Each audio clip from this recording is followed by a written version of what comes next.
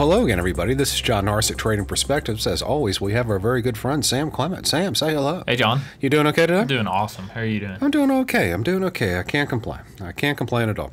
However, I have been getting some complaints recently from others. Not me, not you, just other people are complaining, Sam, about all this extra debt that the US Treasury is throwing on the economy right now to keep it humming.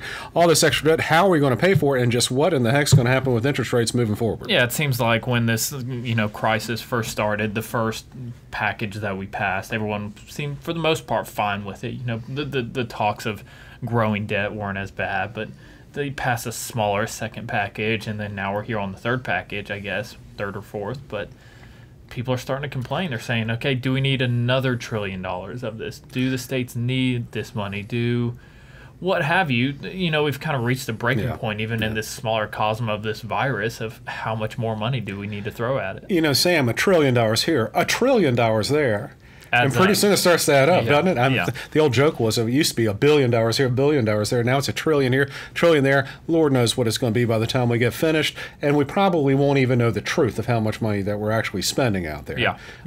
So it's what in the world happens here? Well, obviously, we're going to have to pay for it somehow. And the way that the U.S. Treasury has been paying for things really over the last several decades is to simply float more bond debt. You might as well. Might as well, because we can finance these things at ridiculously low interest rates. But the thing is, how much lower can they go, and does it make any sense? Well, we've talked about, you and I on the podcast have talked about just debt before, and the debt crisis already. I mean, this has been a conversation since early 2000s. I mean, since we last had a balanced budget under Clinton, it's been growing and growing and growing, and people have been complaining and complaining, and it's been growing at a strong pace, but then we just overnight added a couple $1 trillion to it, and I think added a few $1 trillion on top of the $1 trillion that we were going to be running anyhow this year. Yeah, and so I think last time we talked about this, we said, can the U.S. government keep financing this debt? And well, I mean, it certainly does seem counterintuitive. It seems completely at loggerheads with what I learned in business school and undergraduate school. I mean, after all, just do a simple supply-demand curve graph, right? Yeah. Downward sloping demand, upward sloping supply, right? And so we increase the supply of treasuries significantly, then the price for them should go down, right? Yeah.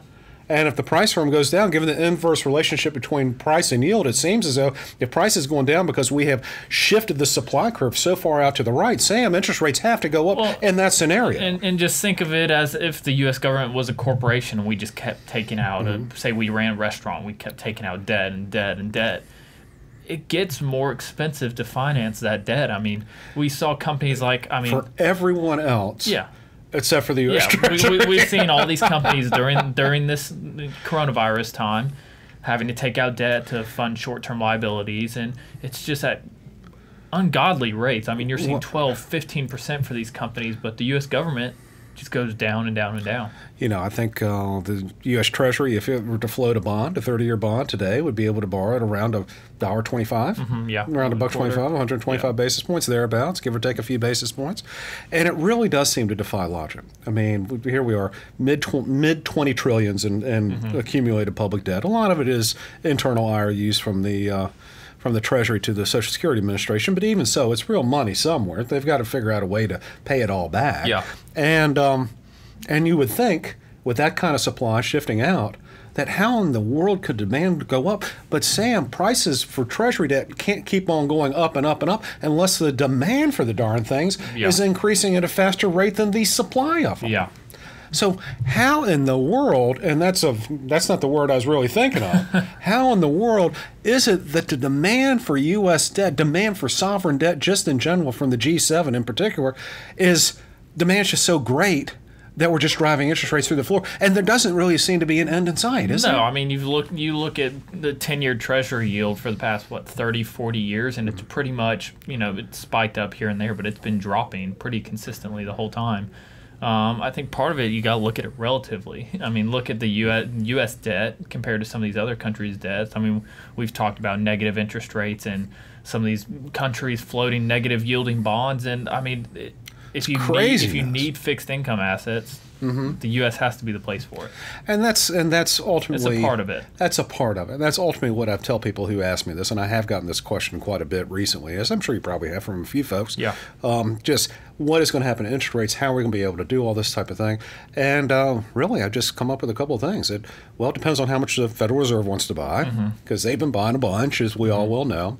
All depends on how much the Chinese want to buy after this, because they own a trillion or two. In there too. The Japanese in there. Japanese, I mean, until recently, didn't they own more than the Chinese? And so the thing is, a slowdown in the global economy, if it persists for an extended period of time, at some point maybe interest rates will go up because global trade will slow down, and these creditor countries like a China, all of a sudden won't have as much cash from their trade surplus to invest, and all of a sudden maybe interest rates go back up. But it really does depend on the demand from several key places: the Federal Reserve, foreign investors, and the U.S. financial system.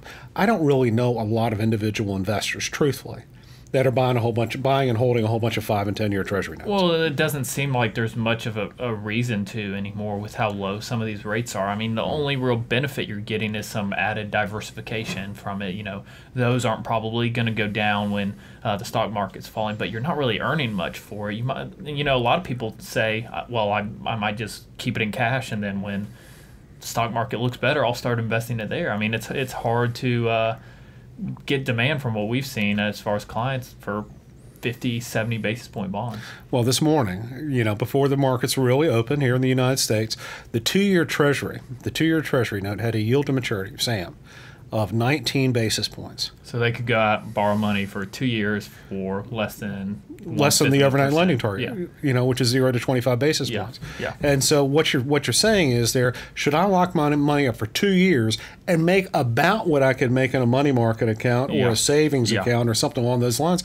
And the answer to that for retail investors is probably not. Even just opportunity cost. I mean, I'd almost rather take 0 and have the opportunity to plop that money into something else real quickly versus making 19 basis points and locking it up for 2 years. Yeah, and with the negative interest rates over in the Europe, over in the Eurozone, you're starting to see, I mean, how does this happen? I mean, are individual investors actually buying this? And the answer is no.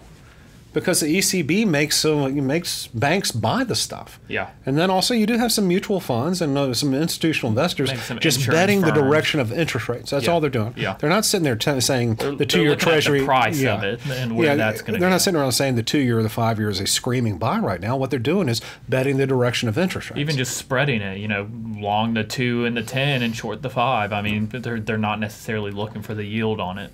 So as long as we have some major players generating major trade surpluses, that cash has to go somewhere.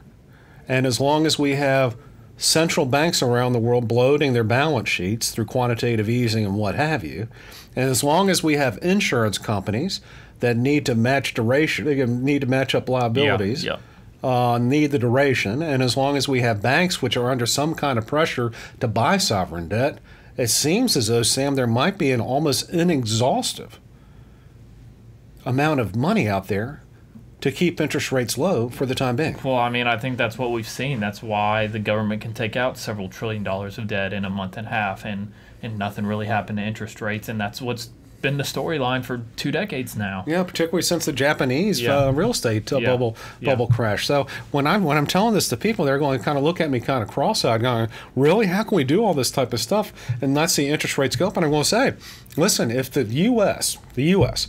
had to finance its own deficit, Federal Reserve couldn't buy any, foreign investors couldn't buy any. It's just based on retail investors, banking system, what have you. We'd have significantly higher interest rates than we currently do. And I'm talking about it's not even close. Interest rates would go much higher up. However, we have a lot of outside demand outside of the normal system, so at least what I was taught to believe was the normal system, with the Federal Reserve bloating its balance sheet, quantitative easing, all that good stuff, with a lot of central banks just needing some dollars or something like that to keep their currencies from appreciating too much.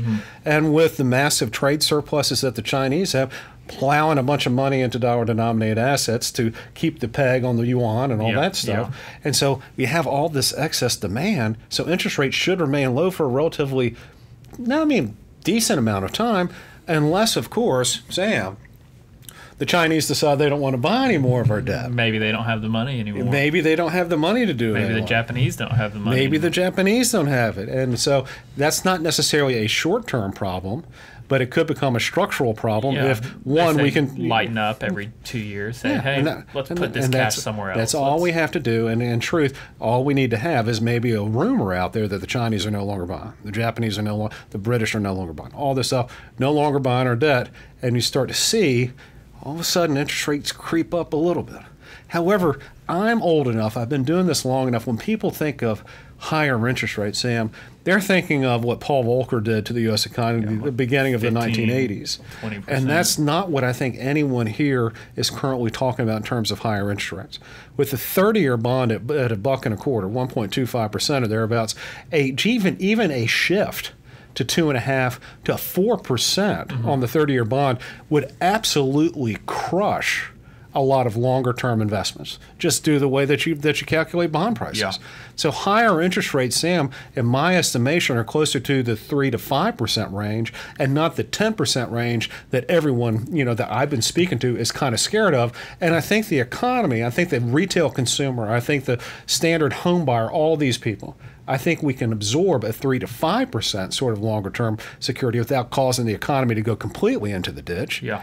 But 10%, I don't think that's likely. But if that did happen, it's going to be ugly. It could be ugly.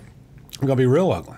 So it's crazy to me that 18 months ago, roughly 18 months ago, the 10-year was roughly 3%, a little under 3%, and people are coming out saying, oh, it can go to 4%, it could go to 4.5% right here, and now we're the 2 years less than 20 basis points. I mean, the 10-year was in the 30s at one point. Yes. The 30-year broke 1% for a while. Yes. In how short of a time we've gone from 10 years borrowing at 3, people thinking 4, maybe 4.5, to 30 basis points. Sam, I got to tell you, it is nuts. And the numbers that we're seeing now, obviously all-time lows on a lot of this stuff. When I got into the industry, 91, 92 or thereabouts, I remember the first 2-year note that I traded on the bond desk for the place where I worked up there. One of the first ones had a coupon of like 3 1/8. 3 1/8. And I remember trading that buying that for a particular client. I just think to myself, who in their right mind would loan the U.S. Treasury money for 2 years at 3 1/8? Now you can loan them that for like 75 years. 75 years. I think you loan them to that for 400 years. So it is weird how things operate. It is weird, all this money that we've created out of thin air. It is weird, all this demand that we have for all this debt around the world, and interest rates as low as they are. It's just a function of just a lot of made-up money and a lot of earned money. Yeah. Just chasing, frankly, this is going to sound kind of crazy, too few investment opportunities. Yeah. And that's at the end of the day, unless you think really the Federal Reserve is going to start selling its treasuries, think the Chinese and the Japanese are going to start selling their treasuries, and unless you think the U.S. financial system is no longer going to be the most liquid and transparent in the world, it's hard for me to forecast a shock to the system just based on the back end of the yield curve just shooting up for no reason. Yeah. There you have it. I like it. What do you think about it? I like it. I like it too. I like low interest rates. So, guys, thank you all so much for listening. We'd love to hear from you all. So if you have any questions or comments, please let us know. You can always send us an email to tradingperspectives@oakworthcapital.com, where you can leave us a review on the podcast outlet of your choice. If you're interested in hearing more or reading more of what we have to say, you can check out our blog, Common Sense, at oakworthcapital.com underneath the Thought Leadership tab, along with a lot of other interesting articles. Sam, as always, I'm going to give you the last chance. That's all I got. That's all I've got today, too. Y'all take care.